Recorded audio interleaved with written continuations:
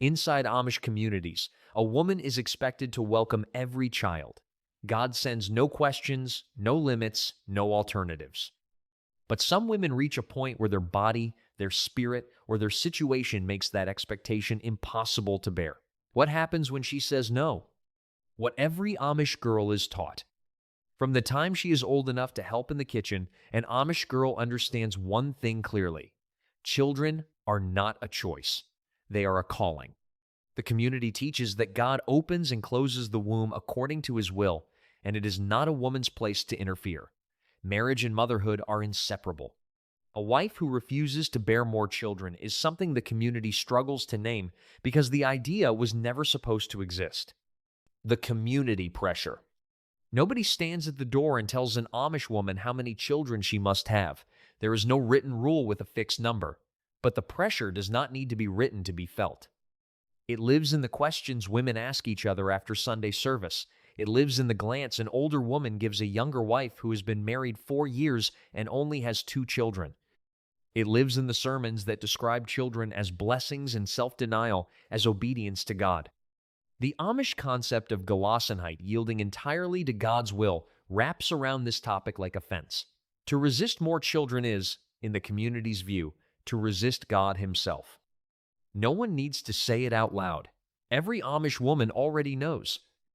When she is already given everything, consider a woman who has already delivered 7 children. Her youngest is still nursing. Her oldest is already helping on the farm. Her body has spent the better part of a decade cycling through pregnancy, birth, and slow recovery. She is in her mid-30s, and she is exhausted in a way that sleep cannot fix. Research shows that Amish women face higher rates of osteoporosis than the general population, a direct consequence of multiple pregnancies and extended breastfeeding. Studies also document that Amish men, on average, outlive Amish women. One contributing factor researchers have identified is the physical toll of the high birth rate, an average of 7 live births per woman, compounded by limited access to consistent preventive health care. This is the woman who begins to think the unthinkable, not out of selfishness, not out of rebellion, out of quiet physical necessity that has accumulated over years she cannot get back. What refusing actually looks like. The refusal rarely comes as a dramatic declaration. It does not arrive as an announcement at the dinner table or a confrontation in front of others. It begins quietly in a woman's heart, long before a single word is spoken to anyone. She might start staying on one side of the bed. She might remain awake long after her husband falls asleep. She begins tracking her cycle with a careful, private attention she never learned from anyone in her community because no one taught her how. She pieces it together from whispered conversations at community gatherings, from things overheard at the market, from the occasional woman who was willing to say something real rather than something expected. In some households, a husband notices and says nothing. In others, he notices and asks directly. What happens next depends entirely on the man and on the kind of marriage they have quietly built behind closed doors. Because inside Amish homes, much of what passes between a husband and wife is never visible to anyone outside and rarely spoken of within. The husband's response. An Amish husband carries his own weight in this situation. He has been raised in the same community, shaped by the same theology, and told the same things about children being God's will. He may genuinely believe that more children is the right and faithful path. He may also see clearly what pregnancy after pregnancy has done to his wife's body and to her spirit. Some husbands respond with silence, not the comfortable kind, but the kind that becomes a pressure of its own. They say nothing because they have no words. The community has given them no language for this situation either. Others apply direct pressure. They remind their wives of what the church teaches. They appeal to God's will. Some interpret a wife's reluctance as a failure of faith rather than a real limit of the body. But there are husbands who understand, who have watched their wives struggle through 6 or 7 deliveries and quietly agreed that enough is enough, who have allowed natural spacing without protest, or looked the other way when their wife made decisions he did not ask about directly. The difference in these outcomes usually comes down to one thing: whether a husband places his theology above his wife or alongside her. Secret methods women use. When a woman decides she cannot have another child, she typically does not announce it. She finds a way quietly, carefully, and almost always alone. Some Amish women use natural methods. Lactational amenorrhea, the temporary suppression of ovulation during extended breastfeeding, is one approach that allows for what might look like natural spacing. The rhythm method, tracking the menstrual cycle to avoid fertile days, is another. Neither is fully reliable. But both leave room for what the community might call God's will to step in, which makes them feel spiritually safer than more deliberate alternatives.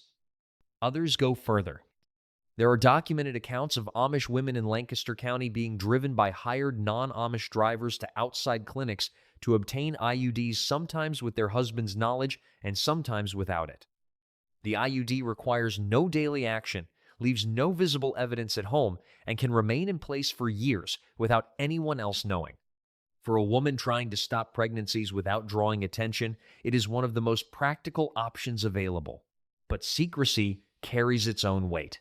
The fear of discovery, the quiet guilt, the awareness that she is doing something her bishop would not approve of, that her neighbors might whisper about, and that her own conscience has not fully settled with.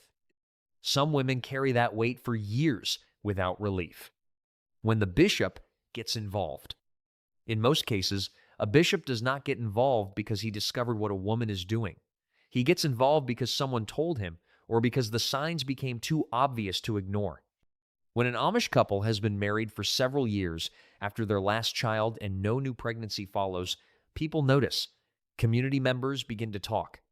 An older woman might approach the wife privately, asking pointed questions framed as concern. A deacon might speak with the husband. The conversation eventually finds its way to the bishop, even if no one said anything directly. The bishop's first role is to counsel, not to punish.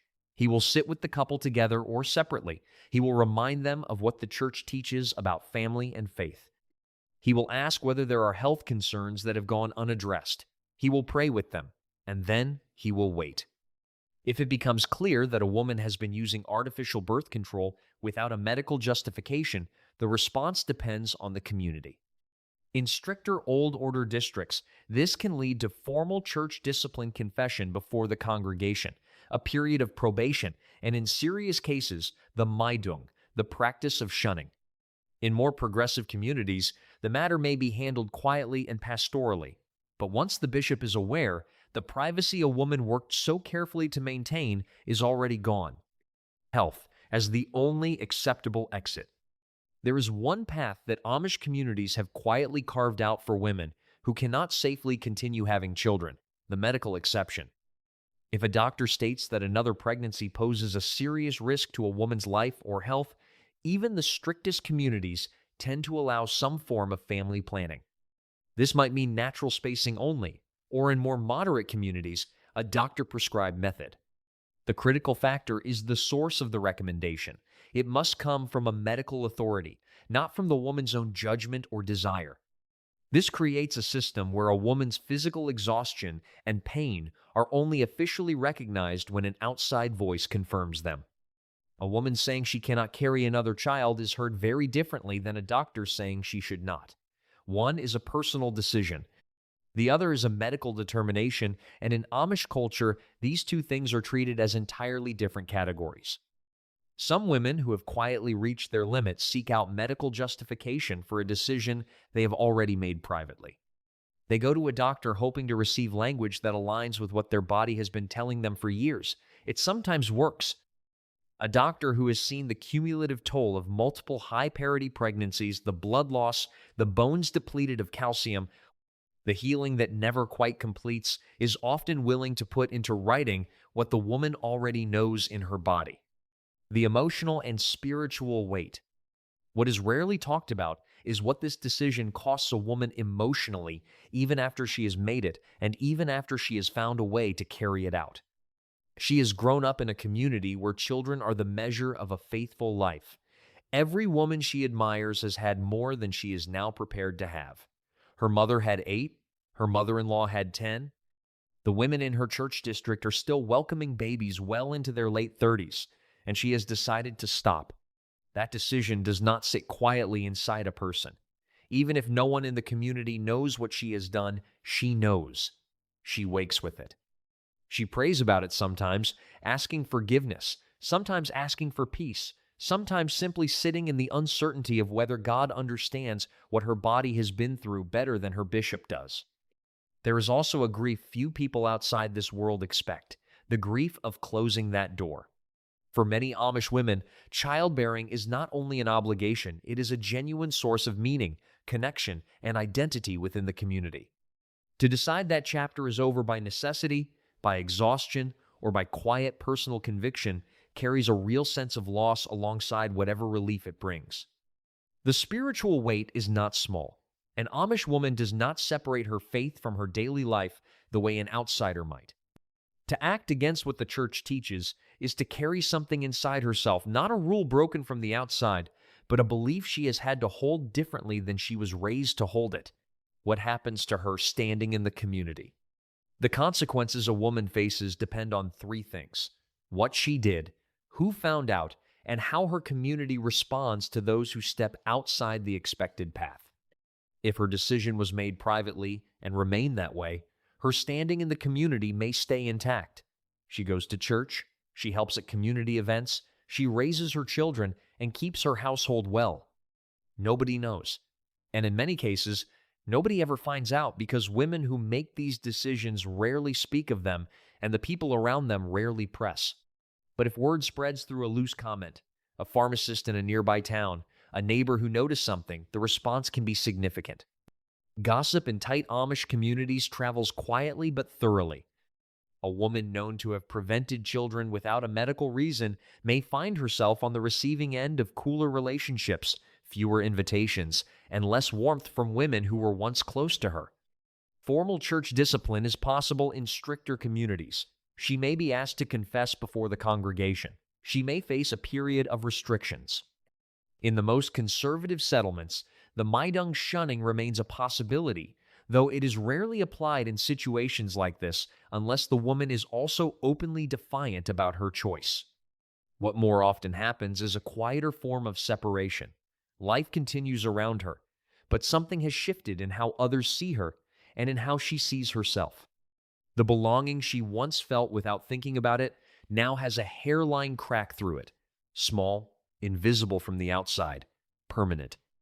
The Amish are often described as a people who live without contradiction, a community built on shared values, shared rules, and a shared understanding of what a faithful life looks like. But in the quiet spaces of that community, behind closed bedroom doors, in careful rides to English clinics in a hired van, in the private silence of a woman tracking her own cycle by lamplight, contradiction exists. The women who have decided not to have more children are not rebels in the way that word is usually understood. They are not trying to tear anything down, they are trying to survive. They are trying to remain who they are after years of giving their bodies over to something larger than themselves. They have not rejected their faith. Many of them pray harder and more privately than anyone around them knows. What they have rejected quietly, carefully, and often at real personal cost is the idea that a woman's body has no limit, that God's will and a woman's physical reality will always run in the same direction, that the community's expectations and a woman's capacity to meet them are always the same thing. Some of these women have made peace with their choice. Some carry guilt that does not go away. Many live surrounded by people who will never know what they went through, what they decided, or why. This is one of the most private corners of Amish life, but it is real. It exists in community after community, in women who kept their silence and kept walking through the door of a church that never knew what they were carrying.